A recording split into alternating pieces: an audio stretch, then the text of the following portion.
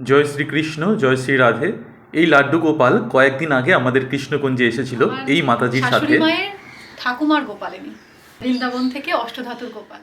মাতাজি বলছিলেন এই গোপাল নাকি 1.5 থেকে 200 বছর আগের গোপাল। গোপালকে দেখে কিন্তু আমি রীতিমতো চমকে উঠেছিলাম এবং ভাবছিলাম যে কেমন করে আমি ওর অঙ্গরাগ করব। সেটা ভাবতেই আমার কয়েকদিন লেগে গেছিল। তারপর আমরা ভগবানের অঙ্গরাগ করলাম, তারপর মনস্থির করলাম যে ওকে এই রূপই দেওয়া যাক। তারপর ভগবান লাড্ডু গোপালকে আমি এরকম কালো রূপেই ফুটিয়ে তুললাম। 11ই আগস্ট গতকাল এই মাতাজি এলেন তার গোপালকে নিয়ে। মাতাজিকে একটু চমকে দেওয়ার জন্য কিছু কৌশল অবলম্বন করেছিলাম। দেখছিলাম মাতাজি তার সন্তানকে নতুন রূপে চিনতে পারে কিনা। আমি আমাদের বাড়ির কালাচাঁদকে সিংহাসন থেকে সরিয়ে দিয়ে নতুন রূপে লাড্ডু গোপালকে আমি এখানে বসিয়ে দেখছিলাম যে মাতাজি তার গোপালকে চিনতে পারে কিনা। চলুন দেখা যাক মাতাজি কি কি করলেন এবং আমায় কি কি তিনি বললেন। আর ধৈর্য ধরতে পারছি না, প্লিজ ভাই বলো। আর পারছি না, আর সবুর ধরতে পারছি না।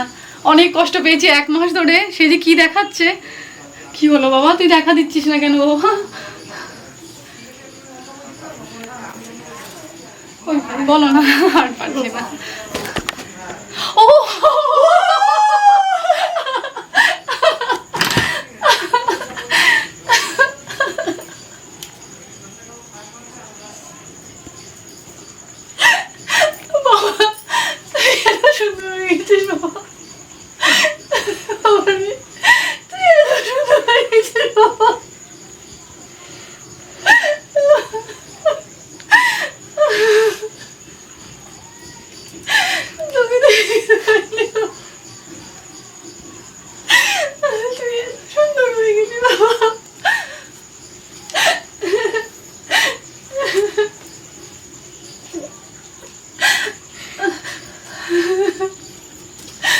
তুই এই রূপে চেয়েছিলিস বাবা, এই জন্য এত দূরে নিয়ে এলি। এটাই তো দেখেছিলাম, এটাই দেখিয়েছে ভাই। একদম তোমার হাত দিয়ে ওটাই করিয়ে নিল, ওটাই করিয়ে নিল। এটাই একদম দেখিয়েছে, একদম একদম ওই এটাই করিয়ে নিয়েছে দেখিয়েছে। আমাকে দিয়ে এই রূপ।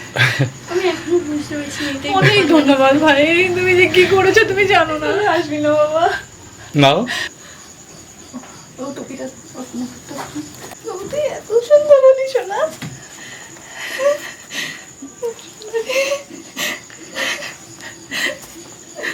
আমি এখনো বুঝতে পারছি।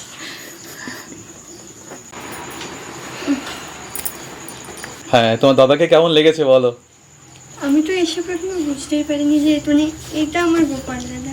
হ্যাঁ মানে মানে গেছিল তো অতটা ইয়েতে ছিল না। হ্যাঁ। তাতেও তো আমার গোপাল দাদা মানে সবেতেই ভালো লাগে, একদম একদম কিন্তু তখনও তো অতটা ভালো ছিল মানে অবস্থাটা ছিল না। কিন্তু আমি মানে এখনই বিশ্বাস করে উঠতে পারছি যে মানে এটাই আমার গোপাল দাদা। মানে আমি মানে ভাবছি মানে অন্য কাউকে মানে ধরে আছে। খুশি তো? খুব খুশি, মানে অন্য সময় যখন বাইরে নিয়ে যেতাম সবাই হ্যাঁ। বলতো এইখানে এটা কেন ওইটা হ্যাঁ, কেন। হ্যাঁ, হ্যাঁ। এখন সবাই বলে, বাবা এইখানে এত সুন্দর এত সুন্দর। আমার মঙ্গল করুক ভাই, এর থেকে আর ভেতর থেকে কিচ্ছু বেরোচ্ছে না, এই আশীর্বাদটাই করো।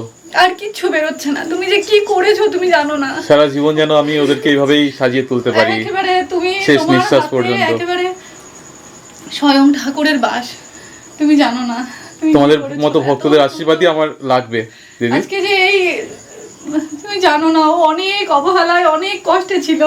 এই এত সুন্দর করে সে সাজবে, সে তাকে কেউ চিনতেই পারবে না। হ্যাঁ, আমি তোকে এতক্ষণ চিনতে পারিনি বাবা। তো একদম। সবাই যখন এই প্রশ্নগুলো করতো না, হ্যাঁ, হ্যাঁ, তখন না মানে তাদেরকে জবাব দিতে পারতাম না ঠিক, যে এরকম কেন ওরকম কেন, সেটা হ্যাঁ, একদম হ্যাঁ। ভালো লাগতো না। আমার তো অনেক ভাবতে সময় লেগেছে না, বলছিলাম দিদি কি করবো আমিও বুঝতে পারছি না, ওকে কিভাবে অঙ্গরাগ করবো।